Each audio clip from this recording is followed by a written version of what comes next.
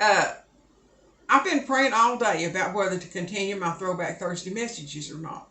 And I prayed and I said, Lord, if I'm helping one or two people, it'll be worth continuing. But if not, then I need to quit and use my time on something else. And, it came back to my mind about my mother, story that she had told me when she was a little girl. Well, she was a baby, actually, in 1902. She had 6 brothers and sisters, and her mother died when she was 6 months old and left her dad with 7 children under 12, I believe it was, 12 or 13. And so he was a good Christian man, and he was praying and he was asking the Lord, how am I going to be able to handle all these children? And I can't work and I can't leave them by themselves because the older ones will beat the little ones to death, maybe. You don't know what kids would do to each other. And they lived that back in the mountains. Back then, people were isolated and had their own little farms and their own properties, and they didn't live right jammed up next to each other like some people do today. And so he was praying about it, and he went to bed that night.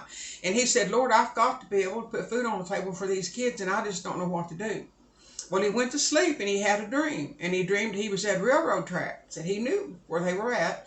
And he said he went on one side, and he found a $5 gold piece.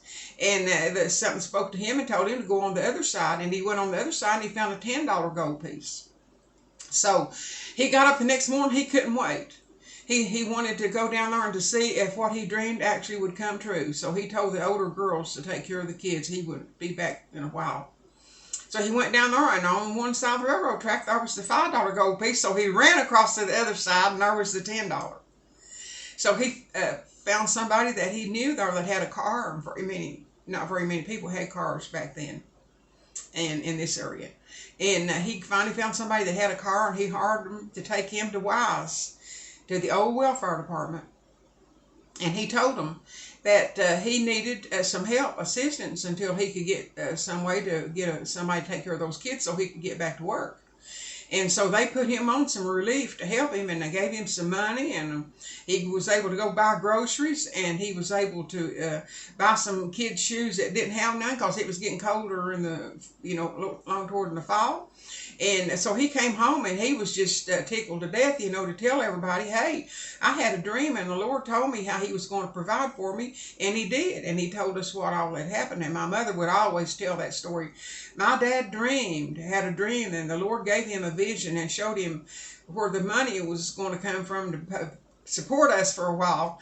And I'll tell you, people says, I don't believe stuff like that. Well, Jesus spoke to the prophets, the apostles, and told them where to go to get money to pay their taxes with, and he told them it was in that fish's mouth. So don't underestimate the power of God. If you've got faith to believe, I know this happened to my grandfather, and I believe it because my mother would tell it over and over, and all the family, knew about this. My grandfather, Wesley Hammonds, he has a lot of grandchildren and great-great-grandchildren in this area.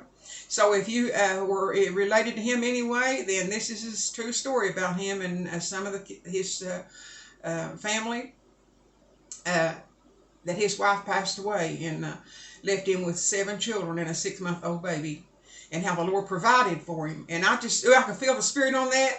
I'm just so thankful, that my family comes from a family of people that believe and that are able to trust God, and even to take a dream or a vision or something and go with it, and God provides for them through it.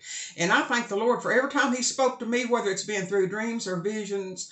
He spoke to me in warnings about staying away from certain people, that they had problems, and that I didn't need to be around them, and I had him to give me visions and dreams to protect me, to keep me from getting hurt, and also about what he was going to do to bless me. And I'll tell you today, there's nothing like, people love the supernatural. Well, there's nothing like the supernatural power of the Holy Spirit and its gifts and word of knowledge and the gifts of the Holy Spirit today. Hope this is a blessing to somebody and helps you and encourages you.